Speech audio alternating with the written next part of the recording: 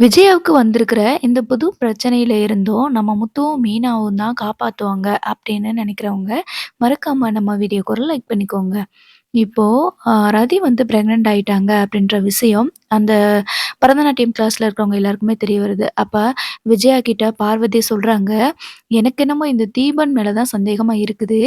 மீனா வந்து அடிக்கடி சொல்லிக்கிட்டே இருந்தாங்க. இவங்க 2 பேரோட நடவடிக்கையும் சரியில்ல அப்படின்னு சொல்லிட்டே தான் இருந்தா. ஆனா நீ தான் மீனாவ திட்டி அனுப்பிட்ட.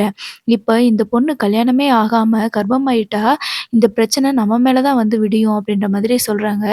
ஏற்கனவே முத்து வேற சொன்னான், "இந்த வீட்ல நீங்க டான்ஸ் சொல்லிக் குடுக்குற ஏரியா தவிர மிச்ச எல்லா வீடு கதவையும் பூட்டி வைங்க" அப்படின்னு சொல்லியிருந்தான். அப்பயே எனக்கு சின்னதா டவுட் வந்துச்சு. ஆரம்பத்துலேருந்தே நான் இவங்க மேல ஒரு கண்ணு வச்சுட்டே தான் இருந்தேன். நீ தான் சொல்றதையே கேட்கல அப்படின்னு சொல்லிட்டு சொல்றாங்க. இப்ப என்ன அவள இப்ப நீ தூக்கி வச்சு பேசிட்டு இருக்கிற. இனிமே என்ன பிரச்சனை வருமோன்னு நானே பயந்துட்டு இருக்கேன் அப்படின்னு சொல்லிட்டு விஜயா சொல்றாங்க. அதுக்கு பார்வதி ஆன்டி இருந்துட்டு, "நமக்கு என்ன பிரச்சனை வரப்போகுது? அவங்க தான் அந்த பிரச்சனைய பார்த்துக்க போறாங்க. அவ பிரெக்னன்ட் ஆனா என்ன, ஆகாட்டி நமக்கு என்ன? இங்க வர்றா நம்ம டான்ஸ் சொல்லிக் குடுக்குறோம் அவ்வளோதான்." அப்படின்ற மாதிரி சொல்றாங்க.